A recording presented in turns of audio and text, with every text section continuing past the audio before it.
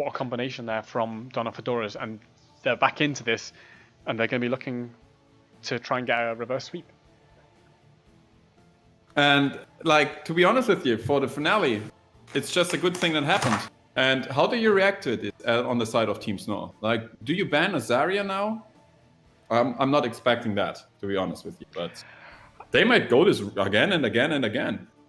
You can't just ban Azaria. I mean, you can, but it seems like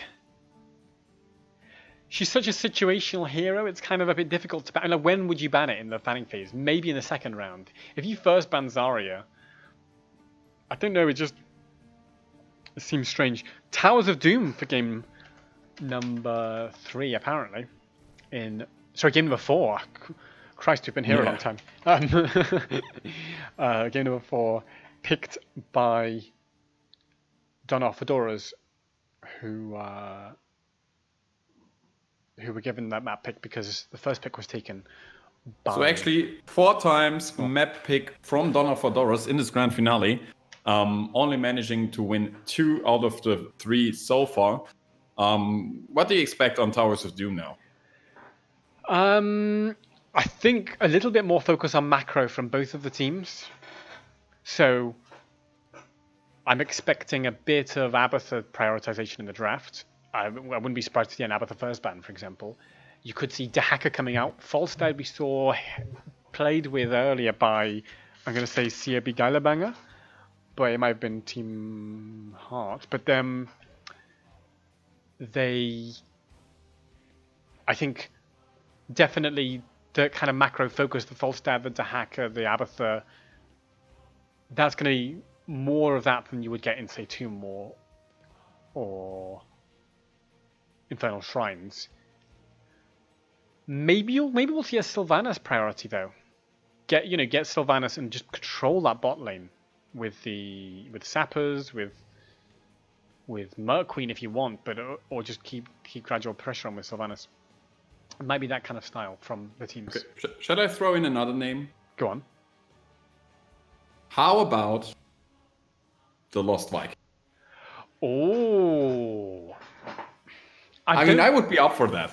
And if there is a time for it, it would be now, wouldn't it? From whom? I guess you could go for this strategy if you leave Abathur open. So you leave Abathur open, you let the enemy pick Abathur, and go for the last pick Vikings to completely counter out the bonus experience from the Abathur, and go until then for a really strong 4-man, which is pushing bot lane like crazy. You could go for together with Sylvanas, Greymane, strong tank, anyhow, and the support, and push the bot lane through like crazy. Let the Vikings soak on any different lane. Can work. I've seen it work on Towers of Doom by X-Ray wins this every day. I think they played it once, and in the end, they even did not pick a main tank. They had Varian, and they just went for Smash then after they saw after the first few seconds that they dominated the game. So yeah, I could see something like that coming if we don't see the Abathur ban. If we see the Abathur ban, I guess it's hard to go for Vikings because still, even with 1 pick, you can get counted on the Vikings if you get 1 hunter for them who just gets kill after kill after kill.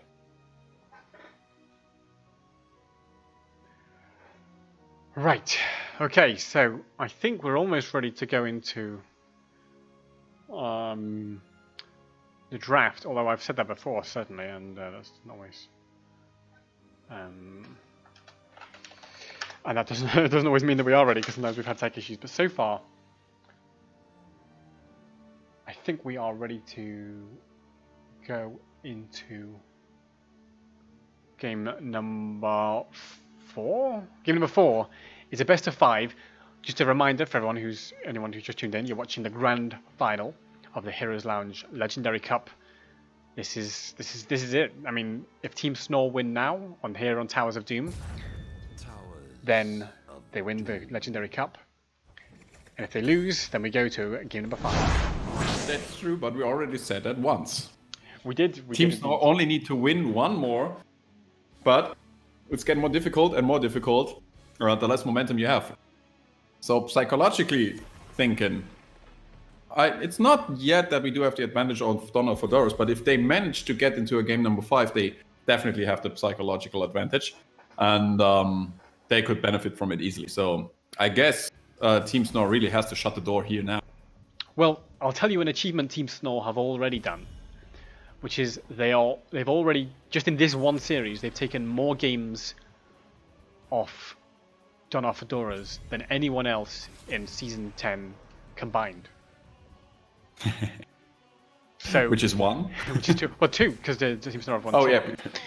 Like, but that's the number of games, the total number of games that Donner Fedoras had left to anyone else in the whole season.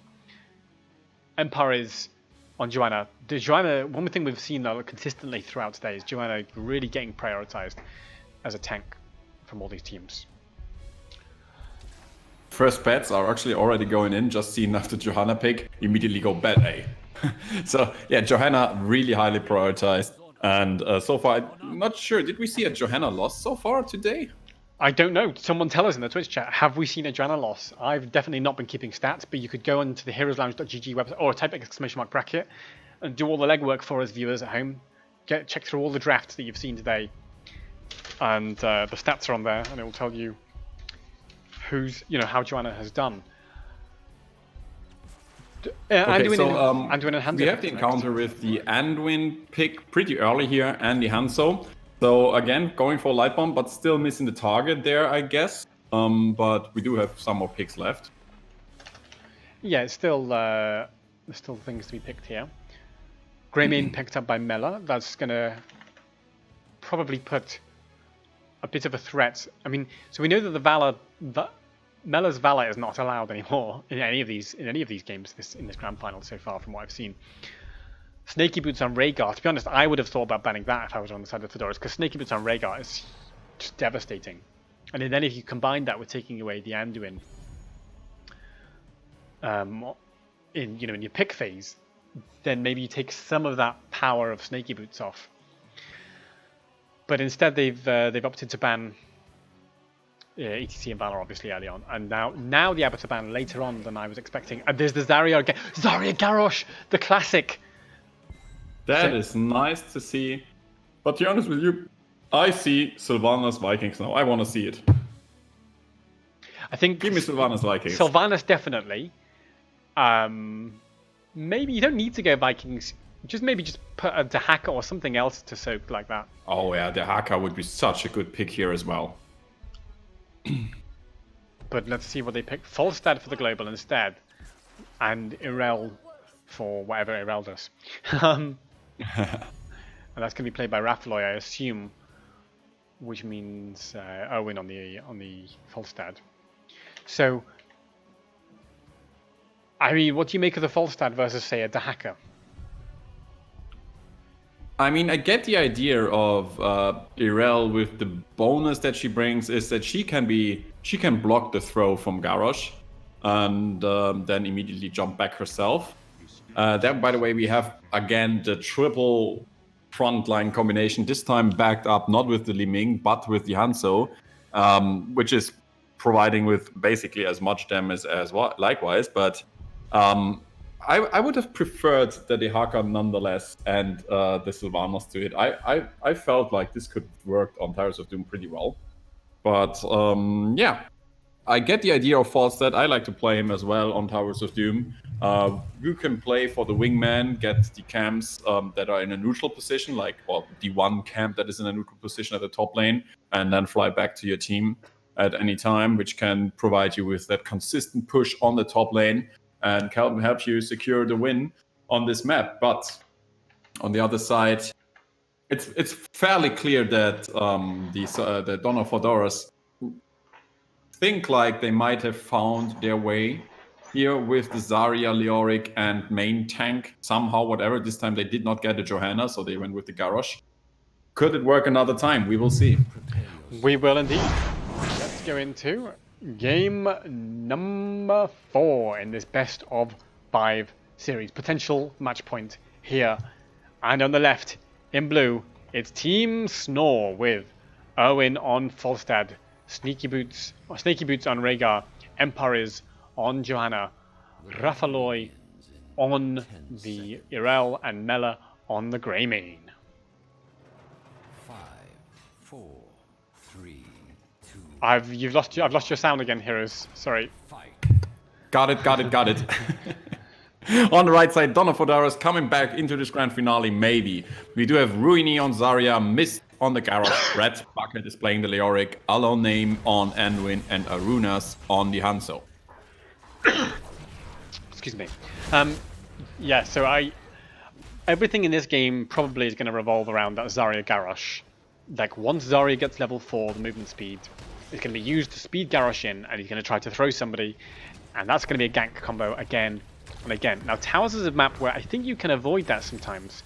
So it's going to be all about how these teams pivot around the map and their positioning and their rotations. Because people are, in general, going to be very exposed to Garrosh if they're not in a very safe location.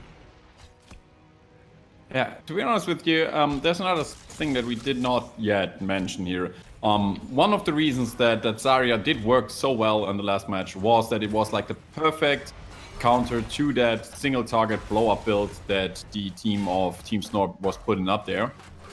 So yeah, they encountered that, but and they provided Zarya with basically non-stop energy.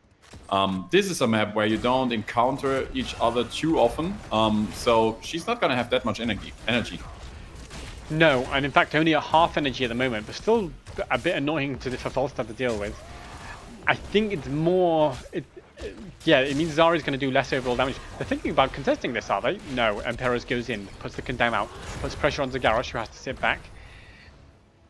Yes, so it's going to be more about post-level 4, using that Zarya movement speed talent to combine with Garrosh and run at the enemy, to get a throw, get a pick, and then get killed. Now, well, there's one good response to that, and that's Cleanse. And I'll tell you what, Snaky Boots has been the best cleanser I've seen in this Legendary Cup.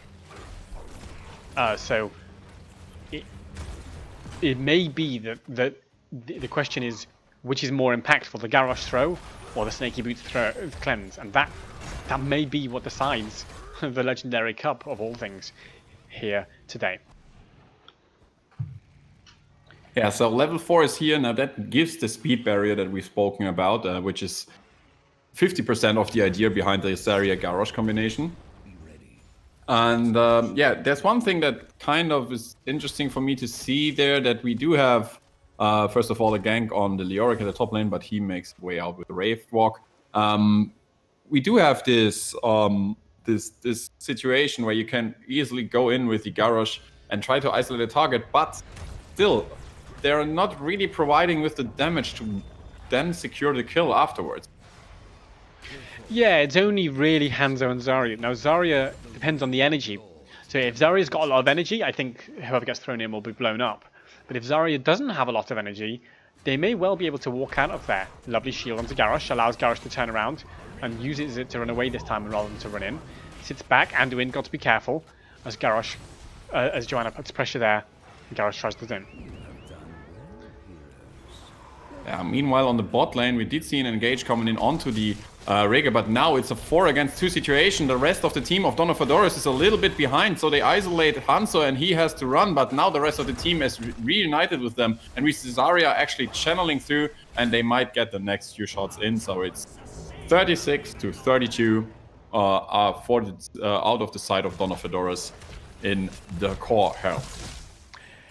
Indeed, and the teams are going to keep pressuring this bot lane. Now, this is where Zarya is really valuable, because Zarya can just kind of sustain a push for pretty hard against those kind of towers. And the towers will keep Zarya channeled with energy, and Zarya can protect people who go under the towers to get a bit of damage done. However, it's still early doors, and both teams probably want to prioritize these camps. And again, we see an invade coming in onto the camp here. The team of Team Snor has to be really careful. Hanzo is making the life of Greymane a little bit difficult. Now he's finally retreating to his teammates. We have Johanna dropping lower and lower, but there's another heal from the Rhaegar coming in, and actually the shield, hold your ground, is available there as well. And Hansa is actually the one who falls to the damage of the Falstad. Now we do have Leoric coming in, and it's suddenly a 5 against 4 situation, or a 4 against 4 situation, but I get a kill against Falstad, and now we see Johanna still on the retreat. Grayman is trying to provide any damage that he can from the side, but he won't get any more kills, so it's a 1-for-1 trade. Yeah, huge play there. I like the confidence of the Fedoras. So even when they took a casualty in the form of Hanzo dying, and by the way, the reason Hanzo died is because Mist threw him in. And he was like, get in there and get a kill. And Falstaff was like, hang on, don't just throw a Hanzo at me. I'm just going to kill this Hanzo. And so that even after Hanzo died, the Zarya had been so charged with energy that they still wanted to fight. Got nice roots from Aloneem's Anduin, and used that to get a counter kill with the help of the Leoric, who rotated in a timely manner. Lay claim to the altars. Next altar phase is up. Here comes the posturing. Mist taking a bunch of damage. Zarya puts the shield on, so they immediately people stop hitting Garrosh, and to reduce the value of that shield. Erwin there trying to zone out the Hanzo, but taking a Leoric to the face for it. Mist goes in with a big stun and tries to get more. But there's no throw available for a few seconds. Still though, Irel gets picked off by Leoric and Hanzo damage. And with that, Bread Bucket can just zone out the remaining members, and maybe it's going to be another altar for Donna Fedoras.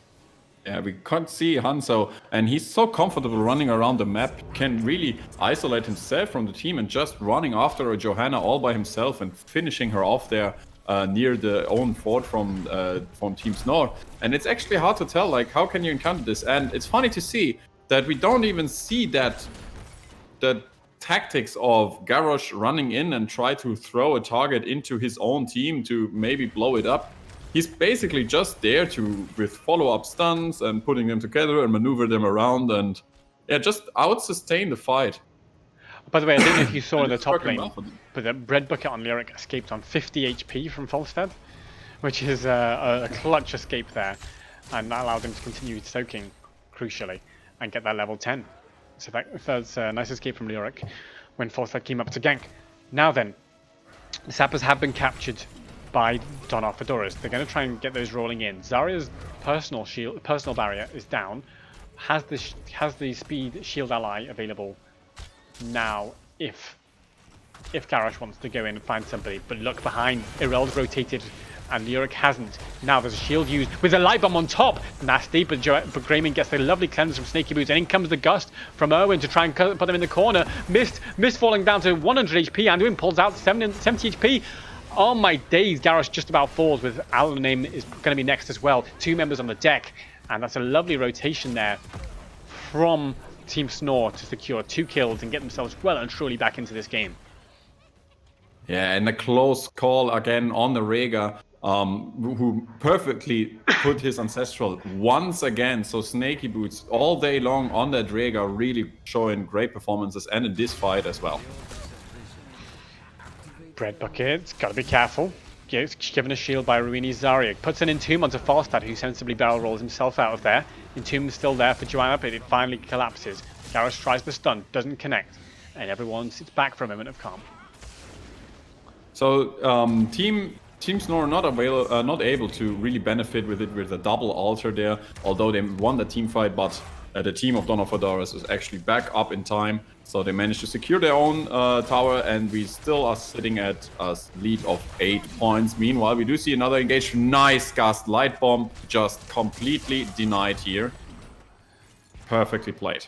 And Light Bomb and Expulsion Zone as well, because Zarya tried to use the Expulsion Zone to split up the team of Team Snore, but didn't. But the Gust, completely shut down all of those engage ideas, and says no.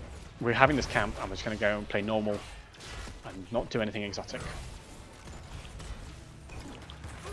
Still though, the Fedoras will be able to clear up those sappers in the bot lane and get that bottom lane equalized. I mean, the thing is, still structurally in the bottom lane, which is the most important generally on this map, the Fedoras are ahead, having taken 2 towers in the bottom lane.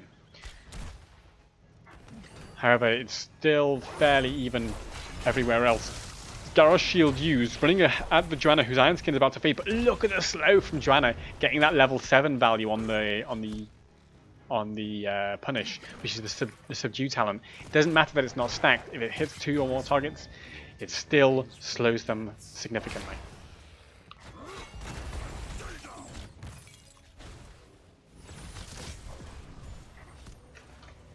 Both teams. Yeah, especially against this triple front line that we do see here. We have, of course, with the Cursed Bullet and that Subdue talent, we already have like few answers to that. And especially to the bonus movement speed that we get is kind of negated with the Subdue as well. So this is really working in the favor of the Snores.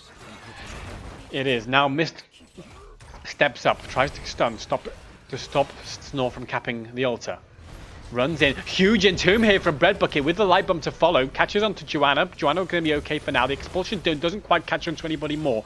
Joanna uses the slow. Garrosh and Leoric running in Treacle. Falstaff flies behind, maybe looking for a gank onto Hanzo, but the Hanzo arrow used to stop Erwin from capping the kill.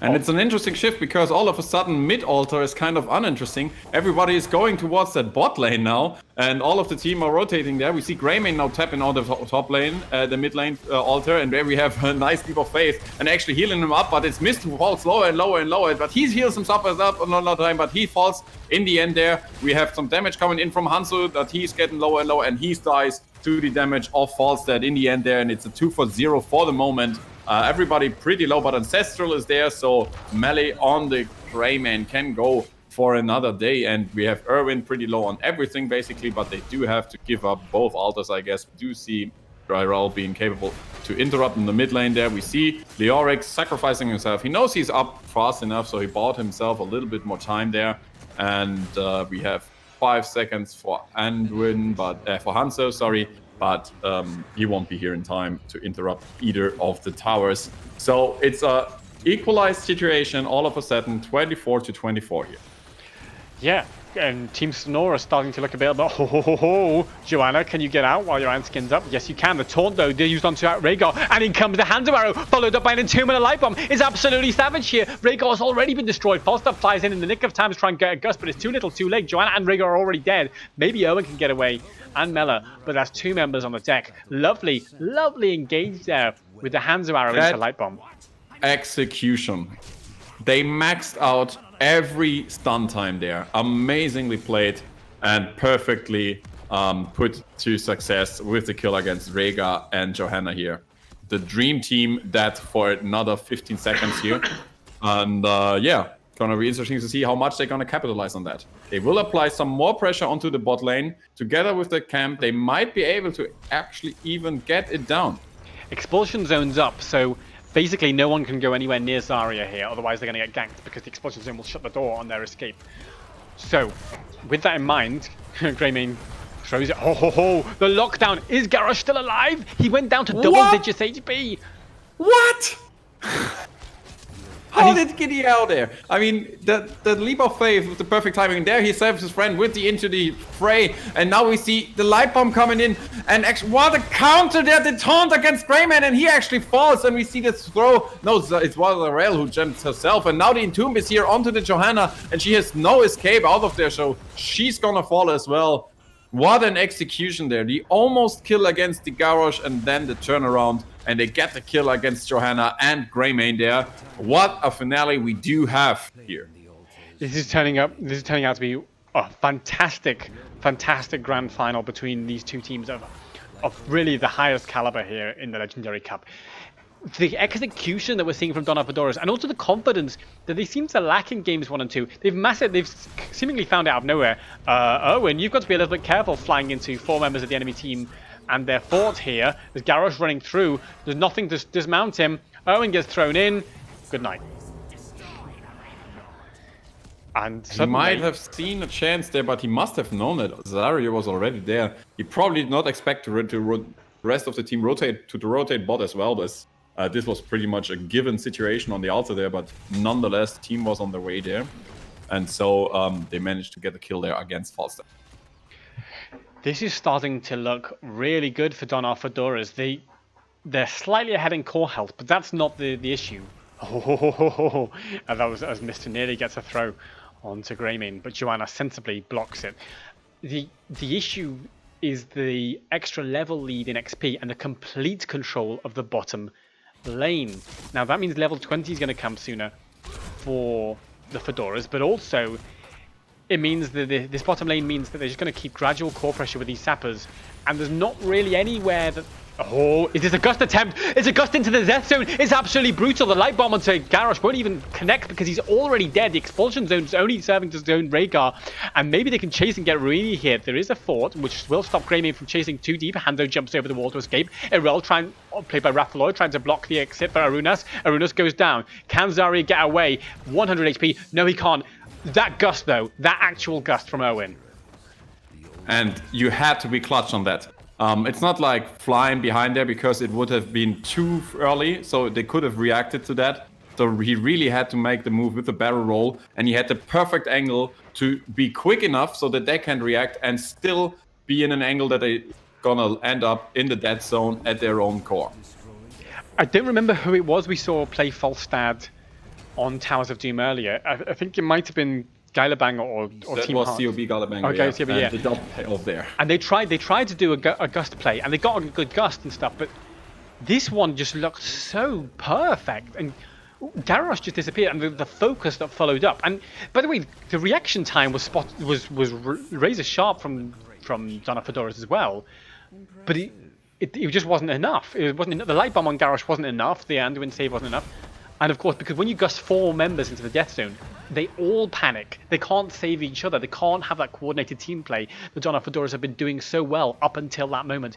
And now the level 20s are there. I was saying it was a level lead for Donna Fedoras before. It's a level lead just based on that one play. It's a level lead instead for Team Snore as they go in with a Blessed Shield. Tries to the wind tunnel. Oh, that is hurting a lot, and it's gonna mean a lot of trouble. We have Garrosh, Anduin dead, and Zarya as well. Wow.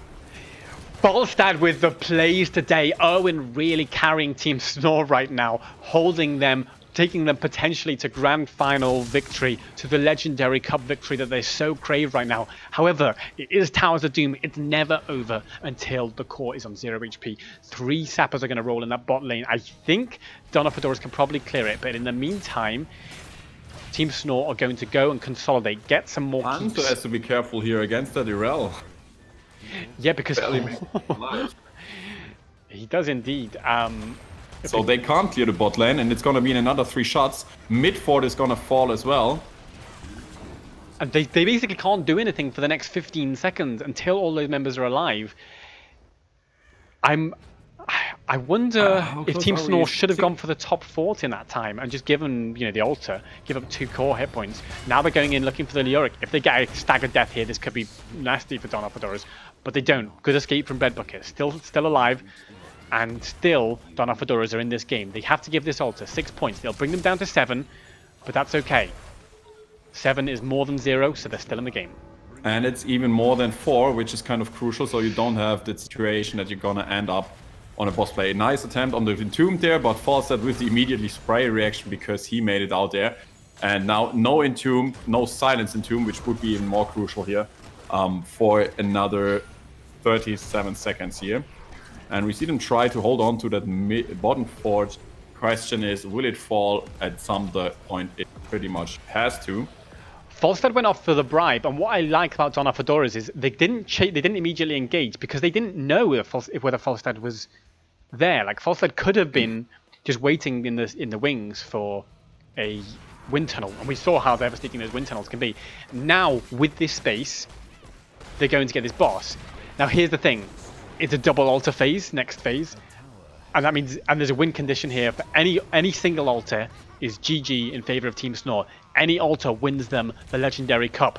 Oh, but there's a throw here onto Irel. Has the Unstoppable, runs away for now. In comes more. Garrosh, the slows from Joanna just about 30. We have the Silence Entomb. Silence Entomb is there on the Rhaegar. We have the Light Bomb, but it's actually interrupted by the Johanna. We have the Wind Tunnel to interrupt for another time. And now the fight is going on. Hanzo Arrow is actually just hitting the Johanna. We have Garrosh on the run, but the rest of the team is really looking low. And there we see Garrosh fall for the first time. Will we see another kill here? It might be ready enough, but we see Leoric on the run and everybody is still alive. Anduin is healing what he can. We see a lot of pressure on the Hanzo, but he's actually getting away. So we do have a 4 against 5 situation with 2 altars coming up, and this is looking rough. This is very rough indeed for Donna Fedoras. They have to win both altars 4v5, and I'm not sure how they're going to do it. the problem is, I mean, that engage looked so good for them, and then again the wind tunnel was huge, but the Joanna interrupt as well was absolutely crucial there. Now Leoric's up. He's going to try and create some space. They have to. Snaky Boots has to be interrupted by Leoric there, so Leoric has to potentially give his life just to stop that altar. Zori's already down. The silencing entombs there, but Andy with 3 members on the deck, 4 members on the deck. This is looking like it's going to be GG. It looks like the Legendary Cup has been decided. It's GG. Well.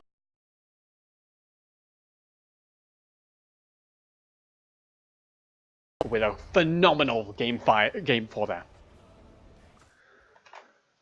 Kind of sad that we don't see a game 5 here, but you have to admire the work of Team Snore there in the last match. They were able to deal with that Zarya, Garrosh, Leoric problem that they had on game number 3 and came back into this with some good macro management, with a nice Gust play. You really have to be that honest. Clutch 2 Gust plays. One on their own fort, and the second one at the enemy bottom fort, where they managed to defend off their own keep with a 20-19 advantage. Clutch plays from Falstad here, and congratulations to Team Snore for winning the Legendary Cup. Yes, and I don't know what more to say. Just they look so sensational there. That brilliant play from them. Just have a quick roundup on screen there of the maps and how this played out overall. Team Snore winning games 1, 2, and 4, and Donna Fedora's nearly came back in it with the Zarya Garrosh. And by the way, that final engage, it looked so spot on, but it just wasn't enough.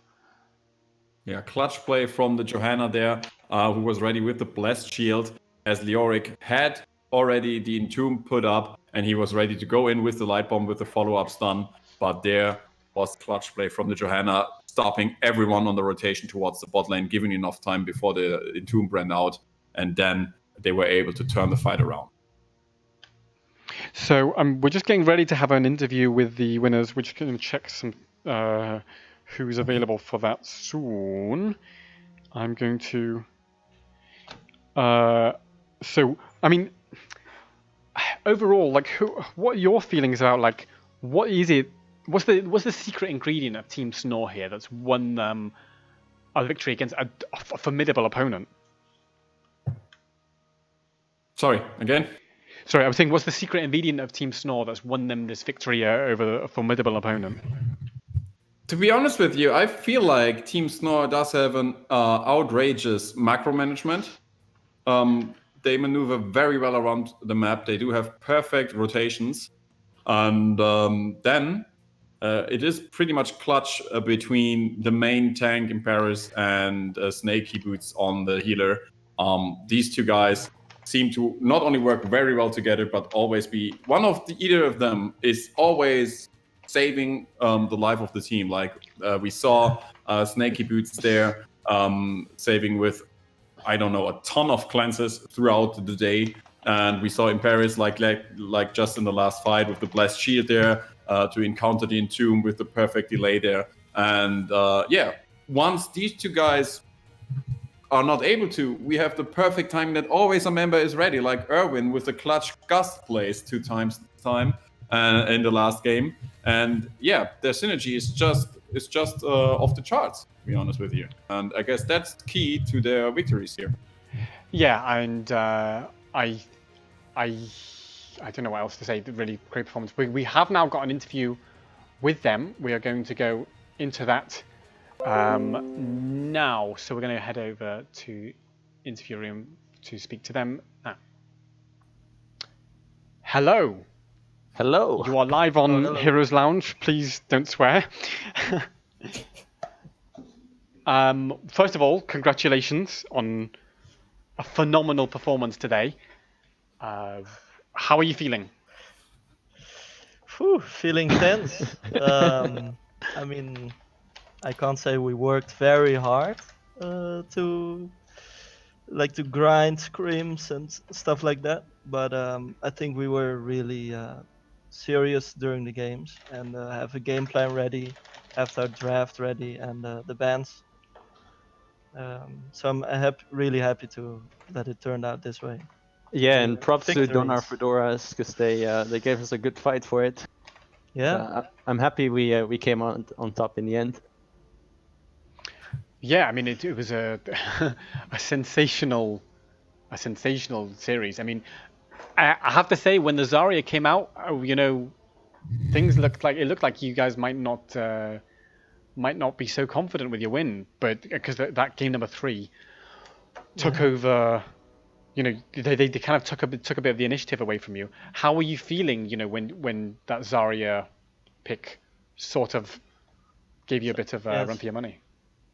So we were kind of squeezed on range damage. They banned, I think, Vala and Hanzo on Tomb game.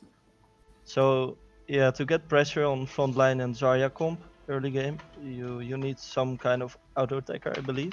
But we still went for the Jaina because like we played earlier today with the Diablo Jaina comp, and it turned out really good.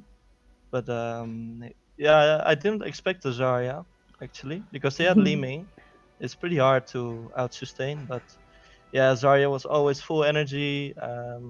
They completely countered the Alarak, and it was a challenge. Yeah, they played that really good. I think with the Zarya pick, we were still very confident in our own draft, but the fights were very close. For example, the one that decided it basically on top lane, I think we had just as much as a chance of winning that one as Donar Fedoras did, but yeah, just didn't turn out that way. And then we found a way to counter it in the fourth game. Well, I mean, even in the 4th game, you looked a bit like you were struggling because they had control of the bottom lane, and then Owen, your gusts. I mean, with the I'm sure the stuff that casters' dreams are made of, like that 4-man gust into the death zone. We were all like, "What? This is crazy." I mean, Yes, yeah. what is the comms like in a situation like that? The comms was like the Empress, our tank, called it. Okay, so if you have balls of steel, you gust them into the tower range. And I was like, yeah, this always looks bad when you try this. So yeah, I eat in the flank, and they didn't see me or something, and it pulled off. Yeah, it turned out pretty good. So from there on, we were all like hyped up and full energy to pull through and get the win. I think it was a really good turning point for us. I'm hoping some people have clipped it and stuff. Well, we've got some replays and stuff saved, and of course the VOD will be up for weeks if you want to go back and watch your glory moments, and I can send you some clips. But yeah, I mean that was, and also the wind tunnel later on against the Yeah. wall. I mean, wind tunnel. Look, we've all seen players do wind tunnels against a wall and do game-winning plays. But the reality is, against a top-level team like John Fedoras, because we were talking in the cast, like, you took more games off Donna Fedoras today than Donna Fedoras have lost in the whole of season 10 up until now. So Yeah, they are pretty strong. I knew Brad Bucket from some time ago. Like, I think he's competing in Heroes Launch for maybe 3 years already. And I knew this team would have a really good potential. I believe also Brad Bucket is shot calling, and I really felt it during macro calls. He was always like, yeah, one step ahead sometimes. Then I was a step ahead with shot calling. It was really fun to play. So, joining us for this interview, we have Vice Lounge Master Tiny Owl, who's going to say a few words, I think, as well.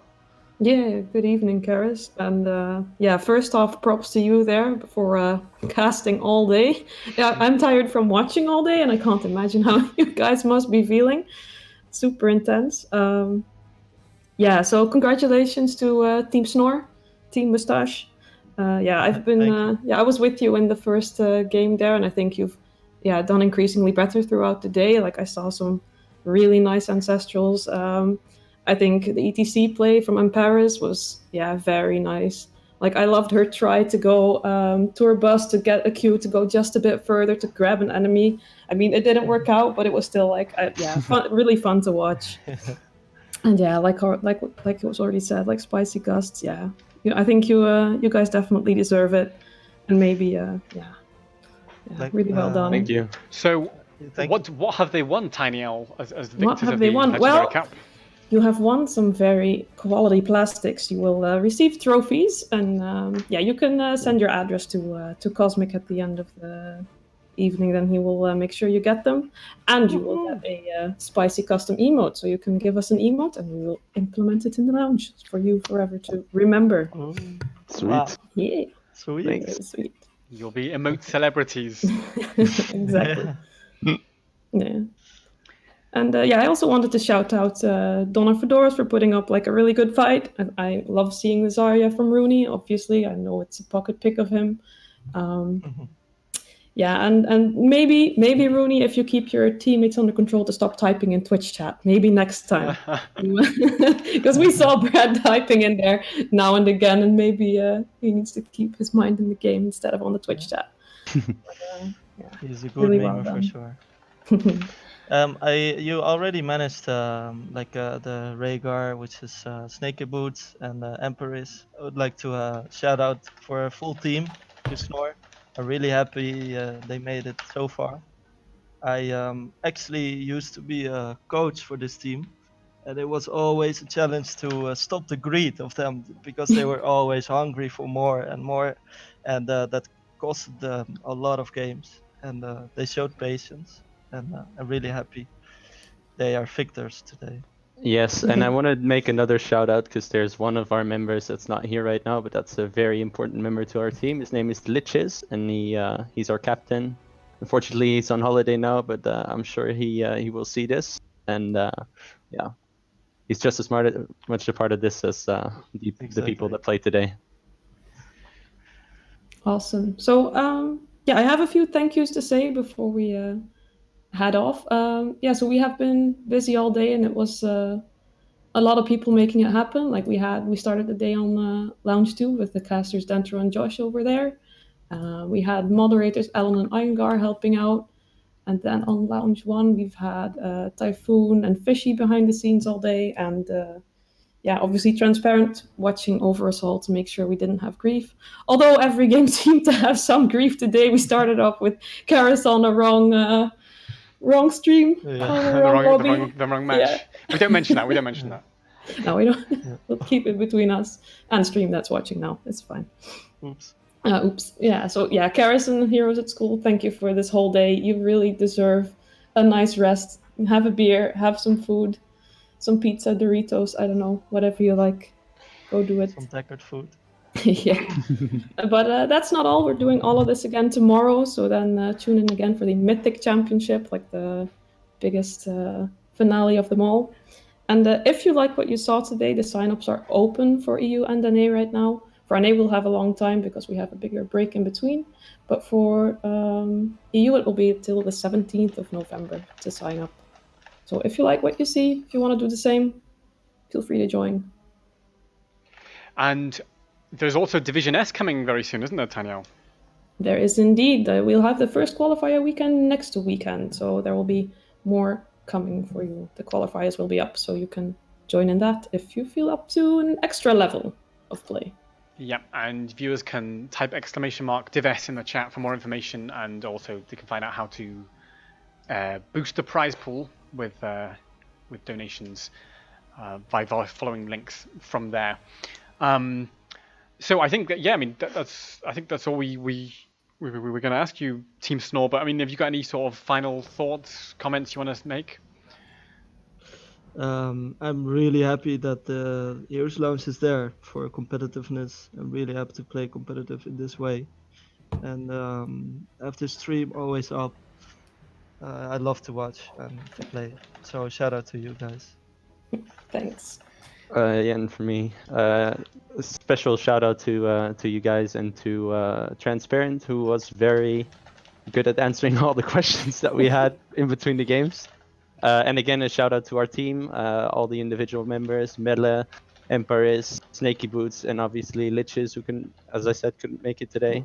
I think we played really well, and I'm very happy that we won.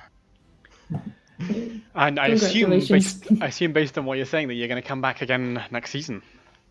Yes, of course. Looking forward already. Well, I can't wait to see you. Well, and thank you again. Before we go, Heroes at School, you got any questions for the team? Oh, you actually covered all of that. The only thing I can say is congratulations also from my side. And yeah, congratulations to a well deserved. Well done. Thank you. Thank you. Thank you, and good night, and congratulations once again. So that concludes. What a day! I mean, the thing is, credit to them not just for being a dominant team, but for being, you know, a great team to watch, a visually great team as well, aren't they, Heroes? It's cool. Yes, actually, both of the teams that we, well, to be fair, all of the teams that we saw today put up some amazing games.